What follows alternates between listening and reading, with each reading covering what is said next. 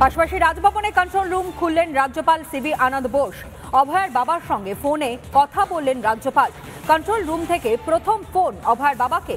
আরজিকর ইস্যুতে অভিযোগ জানাতে এই কন্ট্রোল রুম খোলা হয়েছে। আরও একবার জানাই, রাজভবনে কন্ট্রোল রুম খুললেন রাজ্যপাল সিবি আনন্দ বোস এবং এই কন্ট্রোল রুম খোলার পর সবার প্রথম অভয়ের বাবার সঙ্গে ফোনে কথা বলেন রাজ্যপাল সিবি আনন্দ বোস। কন্ট্রোল রুম থেকে প্রথম ফোন করা হয় অভয়ের বাবাকে। আরজিকর ইস্যুতে অভিযোগ জানাতেই এই কন্ট্রোল রুম খোলা হয়েছে।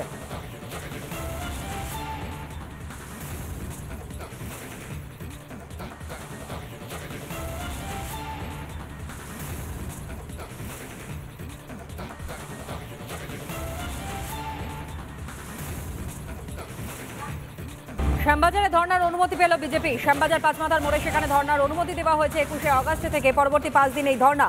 সকাল 12টা থেকে রাত 9টা পর্যন্ত ধর্নার অনুমতি দেওয়া হয়েছে হাইকোর্টের তরফ থেকে। এমনটাই খবর এই মুহূর্তে উঠে আসছে। 300 থেকে 400 জন সমর্থক নিয়ে এই ধর্নার অনুমতি। একদিকে যেখানে ধর্মতলার ছবিটা আপনাদের সামনে তুলে ধরলাম, যেখানে অনুমতি পাওয়া যায়নি, সভামঞ্চ বাধার, ঠিক তার পাশাপাশি শ্যামবাজারে সেখানে ধর্নার অনুমতি পাওয়া গিয়েছে এবং অনুমতি দেওয়া হয়েছে পুলিশের তরফ থেকে। অনুমতি পেল বিজেপি। শ্যামবাজার পাঁচমাথার মোড়ে সেখানে ধর্নার অনুমতি দেওয়া হয়েছে এবং নির্দিষ্ট করে সময় বেঁধে দেওয়া হয়েছে 21শে আগস্ট থেকে। পরবর্তী 5 দিন পর্যন্ত এই ধর্না কর্মসূচি চলবে। সকাল 12টা থেকে রাত 9টা পর্যন্ত ধর্নার অনুমতি হাইকোর্টের, কলকাতা হাইকোর্টের তরফ থেকে দেওয়া হয়েছে এবং 300 থেকে 400 জন সমর্থক নিয়ে ধর্নার অনুমতি। শ্যামবাজারে ধর্নার অনুমতি পেল বিজেপি এবং শ্যামবাজার পাঁচমাথার মোড়ে ধর্নার অনুমতি দেওয়া হয়েছে। সকাল 12টা থেকে রাত 9টা পর্যন্ত ধর্নার অনুমতি হাইকোর্টের। 300 থেকে 400 জন সমর্থক নিয়ে এই ধর্নার অনুমতি দেওয়া হয়েছে।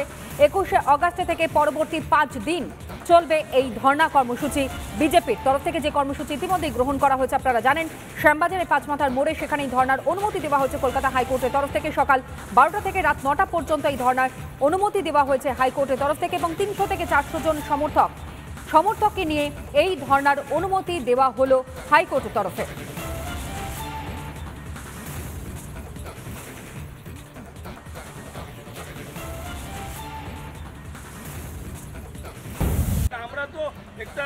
পাশাপাশি ধর্মতলার ছবি আপনারা দেখতে পাচ্ছেন, যেখানে পুলিশের সঙ্গে বচসা। ধর্মতলা বিজেপির মঞ্চ তৈরিতে বাধা। ধর্মতলা তৈরিতে বাধা পুলিশের। আরজিকর কাণ্ডের প্রতিবাদ সামিল গেরুয়া শিবির। এই ধর্মতলাতে মঞ্চ বাধার কথা বিজেপিরই, কিন্তু সেই মঞ্চ বাধাতেই পারমিশন দিচ্ছে না কলকাতা পুলিশ। পুলিশ আধিকারিকরা এই মুহূর্তে সেখানে উপস্থিত রয়েছেন, যেখানে মঞ্চ বাধার জন্য উপস্থিত রয়েছেন বিজেপির কার্যকর্তারা। বিট্টু রায়চৌধুরী আমাদের প্রতিনিধি বিশেষ প্রতিবেদন তুলে ধরেছেন, একবার আপনাদের সামনে তুলে ধরে দেখুন।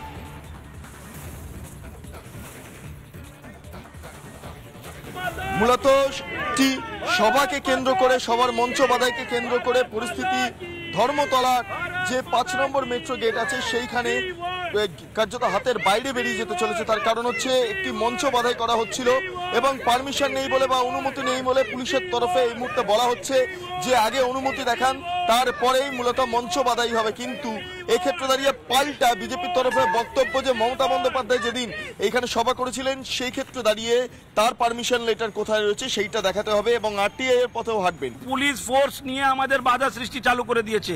আমি জানতে চাই আপনাদের মাধ্যমে কি বিজেপি প্রোগ্রাম করতে পারে না? কেন করতে পারে না? আমাদের কেন সব সময় কোর্টে ছুটতে হয়? মমতা ব্যানার্জি 2 দিন আগে এখানে প্রোগ্রাম করেছিলেন, উনি কিভাবে করেছিলেন? পুলিশ আজকে আমার কাছে পারমিশন চাইছে। পুলিশ কি আমাকে মমতা ব্যানার্জির পারমিশনটা দেখাবে? উনি দেখাবে আমাকে? যদি ওনারা না দেখান, আজকে যদি আমাদের আরটিআই 100% করব। আমরা জানতে চাইছি 2 দিন আগে, এই দেখুন এখনো টয়লেট ওনাদের রাখা আছে। আমি পুলিশের কাছে আর আপনাদের মাধ্যমের কাছে জানতে চাইছি কি মমতা ব্যানার্জি 2 দিন আগে কিভাবে প্রোগ্রাম করেছিলেন। সেই রকম যখন এখন পুলিশ প্রশাসন আমাকে জিজ্ঞেস করছে পারমিশন দেখান, তাহলে আমি জানতে চাইছি কি ওনার পারমিশন কি মমতা ব্যানার্জির কাছে উনি চেয়েছিলেন? যদি ওনারা আজকে আমাদের প্রোগ্রাম এটা না হতে দেন, আমরা কোর্টে যাব আর আরটিআই করব। আরটিআই করে আমরা জানতে চাই কি 2 দিন আগে এখানে মমতা ব্যানার্জি করেছিলেন সভা, তাহলে আমরা কেন করতে পারি না? একবার সামগ্রিকভাবে ছবিটা দেখাবো যে মঞ্চ বাধার কাজ চলছিল, সেটা এই মুহূর্তে কার্যত স্তব্ধ হয়ে রয়েছে সেই ছবিটা দেখতে পাচ্ছি। তার পাশাপাশি আরেকটা ছবি স্পষ্ট হচ্ছে, একটি প্রিজন ভ্যান আনা হয়েছে। অর্থাৎ এক্ষেত্রে দাঁড়িয়ে পরিস্থিতি হাতের বাইরে বেরিয়ে গেলে প্রিজন ভ্যানের ব্যবহার হতে পারে। সামগ্রিকভাবে যে সভাস্থল সেটাকে আপাতত ঘিরে ফেলেছে কলকাতা পুলিশের যারা আধিকারিকরা রয়েছেন, অফিসাররা রয়েছেন, তারা সেই ছবিটাও দেখতে পাচ্ছি। ঊর্ধ্বধারী অফিসাররা তারা এই মুহূর্তে পুরোপুরি ঘিরে ফেলেছেন গোটা মঞ্চ, এবং তার পাশাপাশি পুলিশের তরফে একটা বক্তব্য, পারমিশন লেটার দেখাতে হবে। যদিও বিজেপি কর্মী সমর্থকরা বলছেন কাল পর্যন্ত পারমিশন ছিল, আজকে আচমকাই সেই পারমিশন বা সেই অনুমতি বাতিল করে দেওয়া হয়। অর্থাৎ এক্ষেত্রে দাঁড়িয়ে সুকান্ত মজুমদারের আজকে আসার কথা ছিল বিজেপির রাজ্য সভাপতি। এখন দেখার বিষয় এই গোটা যেই বিষয়টা দানা বাঁধছে বা যেই দ্বন্দ্ব দানা বাঁধছে তার সমাধান সূত্র বেরিয়ে আসে কিনা বা এর জল কতদূর পর্যন্ত গড়ায়। ভিডিও জার্নালিস্ট রাজশেখর দাসের সঙ্গে বিট্টু রায়চৌধুরী, রিপাবলিক বাংলা, কলকাতা। আর এদিকে আরো একটা ব্রেকিং আপনাদেরকে দিই, যেখানে আরজি করে ভাঙচুরের ঘটনা ইতিমধ্যে এসআইটি গঠন করা হয়েছে এবং এসআইটি গঠন করেছে কলকাতা পুলিশ। আরো একবার জানাই, আরজি কর মেডিকেল কলেজ হাসপাতালে গত 14ই আগস্ট যে ভাঙচুরের ঘটনা ঘটেছে, যে তাণ্ডব চালানো হয়েছে, সেই ঘটনাতে এসআইটি গঠন করা হয়েছে। আরো বিস্তারিত আমাদের জানাবে পিঙ্কি, আমাদের প্রতিনিধি এই মুহূর্তে আমাদের সঙ্গে রয়েছে। পিঙ্কি, কতজনের সদস্য রয়েছেন এই সিট অর্থাৎ এসআইটি যে গঠন করা হয়েছে তাতে, এবং নেতৃত্বে কারা থাকবেন? দেখো, মূলত তোমাকে জানাই 15 জনের সদস্যের একটা সিট কলকাতা পুলিশের তরফ থেকে ফর্ম করা হয়েছে, যেটা আরজি করে 14 তারিখ রাতে যে ভাঙচুর তাণ্ডব চলেছিল তার ইনভেস্টিগেশন বা তদন্তের জন্য।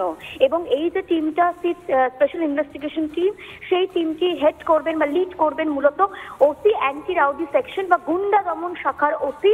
লালবাজারের গোয়েন্দা বিভাগের মধ্যে পড়ছে এই ডিপার্টমেন্টটা। এছাড়াও লালবাজারের গোয়েন্দা বিভাগের একাধিক অফিসার কিন্তু এই টিমের মধ্যে থাকছে।